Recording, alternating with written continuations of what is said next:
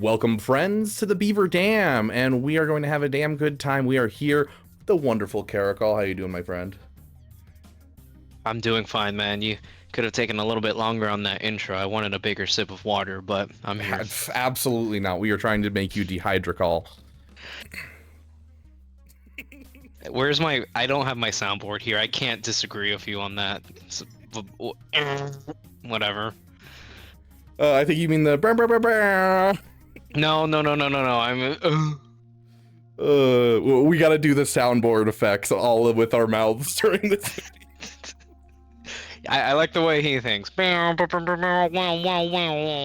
Mara. So, we are talking about what characters that you should bring up to Relic early today. Now, this is kind of going to be a big thing for a lot of people going forward. This is something that's new to the game. This was never in the game up to now, and I'm sure it was very hard for CG to get the 9-year-old code to work with them and actually allow them to do this. So, it's going to be a little bit of a learning curve for all of us, but we wanted to talk a bit about this overall. And especially because they just basically unleashed a whole can of, hey, we want you to just waste all your resources. Because then you can... In a what? Isn't this a resource management game? If the projector's like telling me this correct information, no, what was that? it's not a resource management game. What are you talking about? It's just a... Oh, that's right. I'm just hoarding like 2 point something billion credits because I like it. Yeah, it's not resources. And the moment you run out of resources, what happens? You have to spend money if you want more, or you have to wait. Shh! Don't let my wallet hear you. Shh! It's okay. Yeah. It's a safe place right now. So, trying to get you guys to avoid paying money and utilizing characters that you don't need, let's talk about this. And already this is starting to be seen by other content creators, and I'm sure I'm going to see it as we start going through more roster reviews as the weeks go on, where we're going to see a lot of you guys just dropping relic levels on random characters. So we're here to try and prevent that, stop that, stem that flow now, so that way you guys don't regret what happens in your roster and you're not tempted to spend money more than you should. We don't want you going into debt for CG. So, it hits a little close to home right now, but I'm glad we're telling the masses about it before it affects them too. Yeah, I took out a loan against my mortgage. I think that's a thing. You know. It be that, you know, it don't always be that way, but sometime it do. But jumping in, there are 3 types of characters that we think you guys should be paying attention to that are our most important for this overall new idea of relicking characters early. And the first one we'll have Kerrikal take over for, and that's talking about the Order 66 raid. Why is it important for raids, my friend? Well, before I begin, like, in order for me to speak, do I have to like do the Beaver thing, or like is it okay if I'm at like a more neutral kind of position or something? Like, I don't know. Like, you've been kind of monologuing about this whole time. So Order 66 raid. This raid is going to be out in the game for at least the next year, as the developers have told us. The last time they spoke of a raid being in the game for X amount of time, it was like a lot more time afterwards. So the fact is, you're going to want these guys up in Relic. You're going to want them to get better crates and better rewards for your guild and yourselves. So if you're relicking these guys before you're at 7 stars, you're actually getting nothing but gains from it. You're not dumping your materials, you're not bloating your roster or anything. You are actively using these guys from the second you bring them up to a relic for the foreseeable future.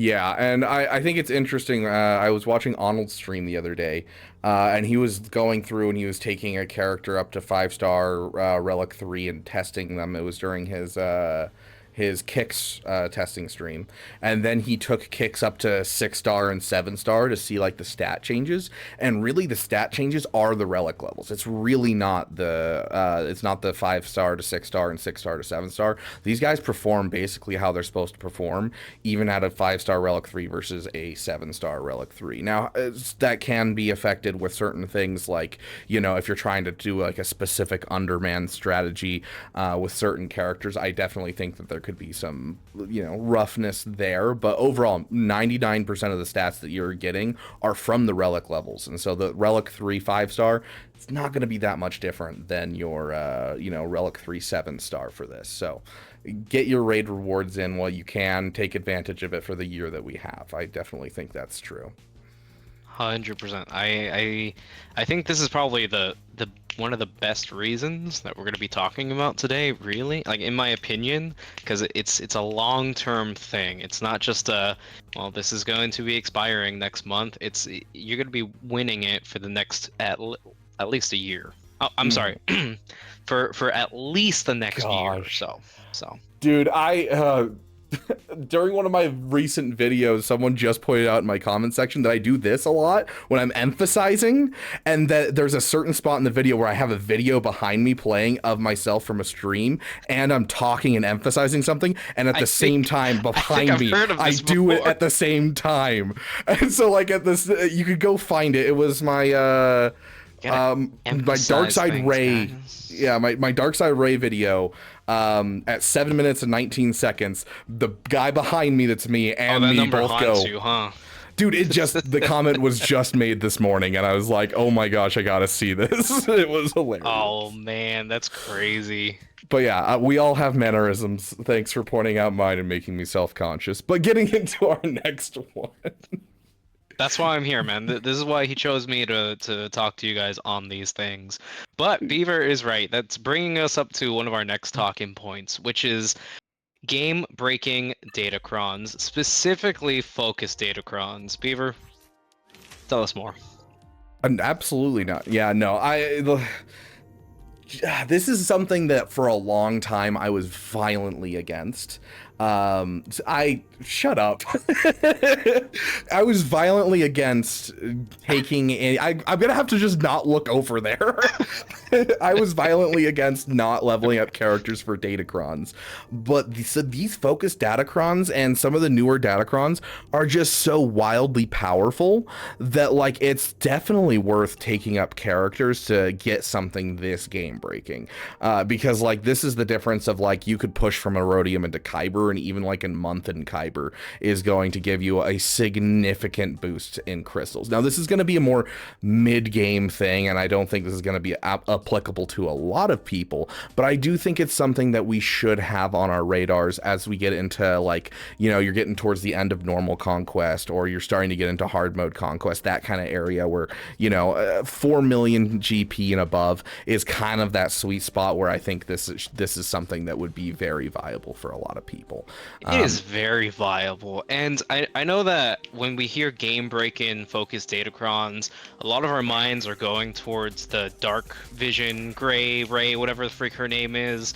I know a lot of you guys are going over there, but I feel like, and I spoke about this on my stream earlier whenever you guys watch this video, the Hodocron is also ridiculous. Like, it is disgusting if you have your speed set correctly.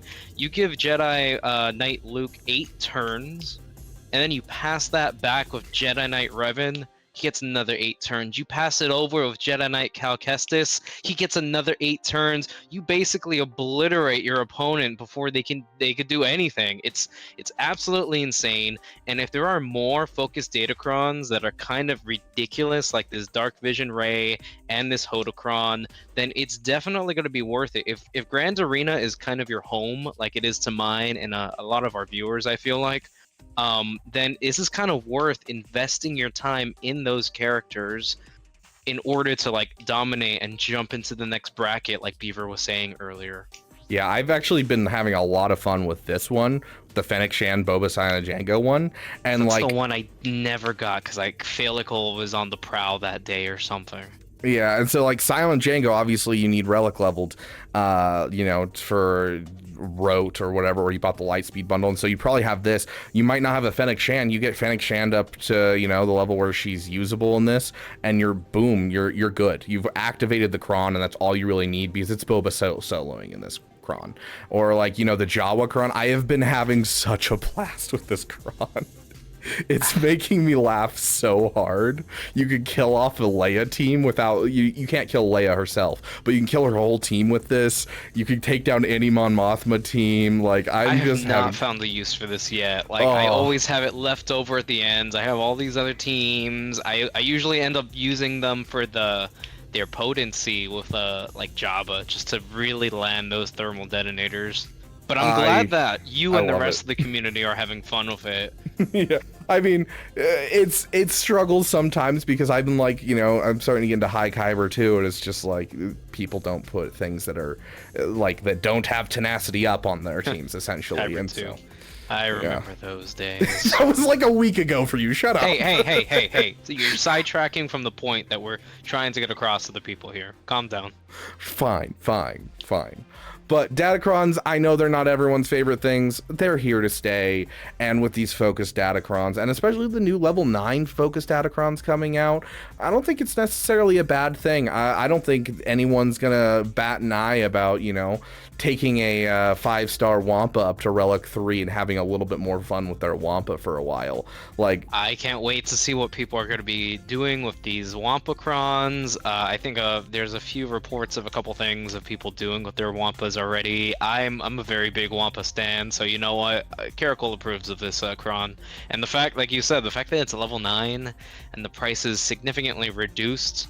Also, the level 9 is territory war focused, so the fact that it is even cheaper for Grand Arena free-to-play players to use it, I hope that this tests well with CG and they continue to give us crons that are focused data crons at level 9. I'm always happy for the free-to-play community to get something. I think it's no secret that I like to take out the 3 wacky digits on the back of my credit card, even though I've been advised not to buy the said credit card. But I'm really happy whenever there's things in the game that are free-to-play accessible.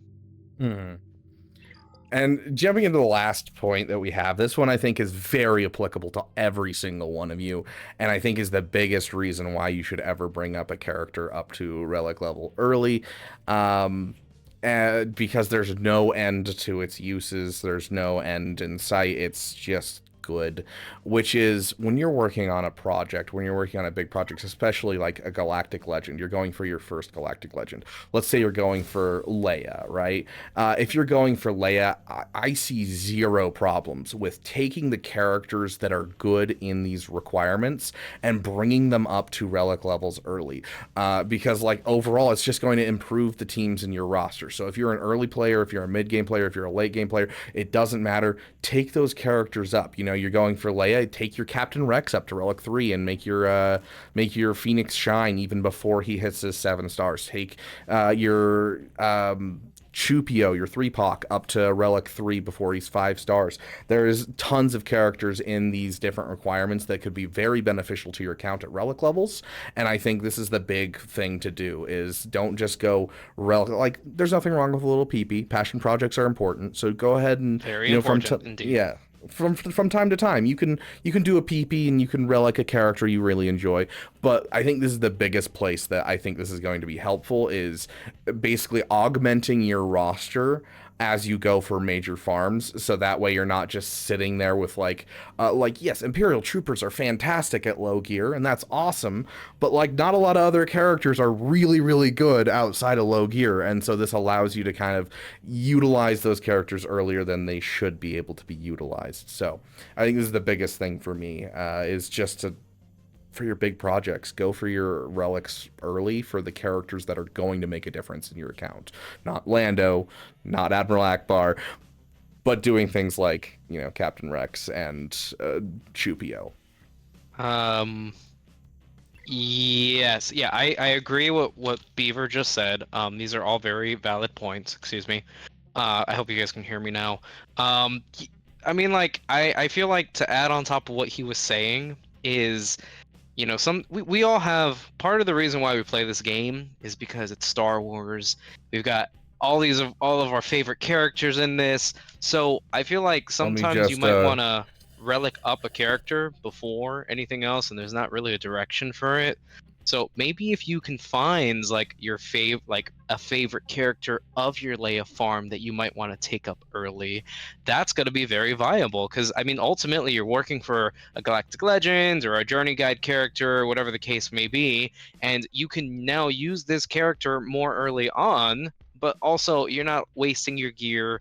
Like Beaver said at the beginning, this is above all a resource management game, and that's how you're ultimately going to grow in the best way possible is, managing your resources correctly. Yup. Avoid the spending, avoid the regrets. No, we don't want any regrets here. And manage your resources. I've got like 26 letters of regret, bro. Oh gosh. Well, that's what we've got for you. Let us know in the comments section what you think of this. Tell us, are you going to ignore our advice completely and just go and Relic 3 Cup for fun at 5 stars? Also throw in the comments section how many beard hairs that you think are in Kerrikal's beard. That was the question that we were supposed to ask, right? I don't think I was debriefed on. I don't think your people sent that to my people. I didn't know that was one of the. Yeah, it's not in the. It's not in the Oh, notes that you sent over. oh, that's right. Sorry, that was the wrong one. I Are we think it still was. recording? I didn't sign up for the. Jesus, guy, man. I'm so sorry. I think it was throw in the comments section what character that you want to take up to Relic 3 before 7 stars. Is there a PP or is there a character on the way to a big project, or maybe you're looking at one of those focused Datacrons and going, looks good. We shall Is see. is this a Kerrikal? I'm sorry. Was that a Kerrikal that you were trying to impersonate right there? Go on. Yeah, yeah. Sorry, I had to Yeah, do my yeah, sip. yeah, I don't have a yeah, yeah, mug yeah. here. That was a really good sip, Beaver. That was a really good sip. But yeah, thank you so much for joining us, Felikal. Well, go check out his channel. It'll be in the description down below. He is an awesome dude. Go give him a Yeah, subscribe. He's on his road up to 500 subscribers we're soon. getting close. We are getting close. Rabid Beaver, thank you for having me. I would say it's a pleasure, but I don't like lying on camera, so it was it was it Ouch. was it was it was respectful. I liked it. It was good. Well, thank you guys so much for watching, and thank you for giving a damn.